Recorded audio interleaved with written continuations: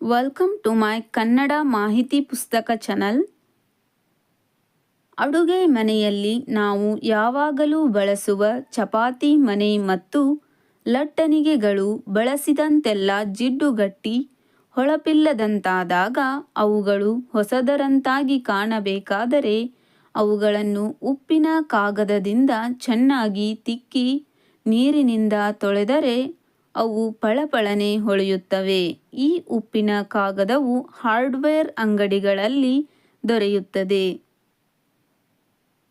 ಏಲಕ್ಕಿಯನ್ನು ಬಳಸಿದ ನಂತರ ಅದರ ಸಿಪ್ಪೆಯನ್ನು ಬಿಸಾಕುವ ಬದಲು ಆ ಸಿಪ್ಪೆಗಳನ್ನು ಕುಡಿಯುವ ನೀರಿನಲ್ಲಿ ಹಾಕುವುದರಿಂದ ನೀರು ಮತ್ತಷ್ಟು ಶುಭ್ರವಾಗುತ್ತವೆ.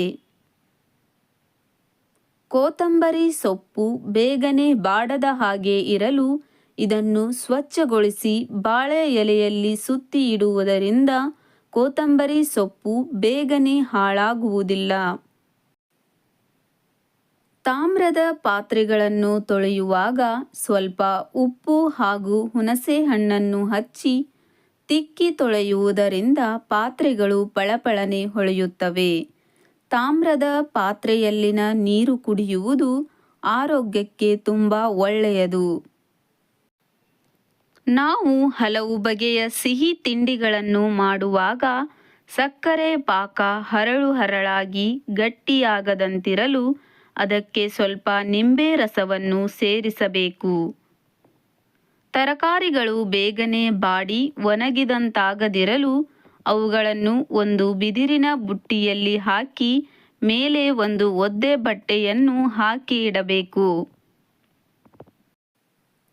ಮಾಡಿಟ್ಟ ಅನ್ನವು ತಣ್ಣಗಾಗಿರುವಾಗ ಅದನ್ನು ಬಿಸಿ ಮಾಡಲು ಒಂದು ದೊಡ್ಡ ಪಾತ್ರೆಯಲ್ಲಿ ನೀರನ್ನು ಕುದಿಯಲು ಇಡಬೇಕು. ಅದರಲ್ಲಿ ಅನ್ನದ ಪಾತ್ರೆಯನ್ನು ಇಟ್ಟು ಒಂದು ಚಮಚದಿಂದ ಅನ್ನ ಬಿಸಿಯಾಗುವವರೆಗೂ ಮಗುಚಬೇಕು.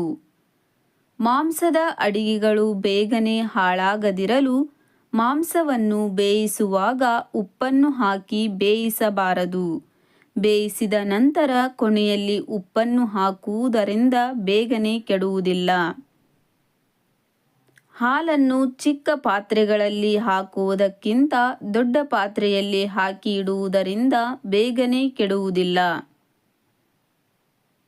ಎಲೆಕೋಸು, ಈರುಳ್ಳಿ ಹಾಗೂ ಮೂಲಂಗಿಯಂತಹ ತರಕಾರಿಗಳಲ್ಲಿ ಹೆಚ್ಚಾಗಿ ಗಂಧಕದ ಅಂಶ ಇರುವುದರಿಂದ ಇವುಗಳನ್ನು ಹೆಚ್ಚಾಗಿ ಬೇಯಿಸಬಾರದು. ಒಂದು ವೇಳೆ ಹೆಚ್ಚಾಗಿ ಬೇಯಿಸಿದರೆ ಇವುಗಳಿಂದ ಹೆಚ್ಚಿನ ಕಟು ವಾಸನೆಯು ಬಿಡುಗಡೆಯಾಗುತ್ತದೆ.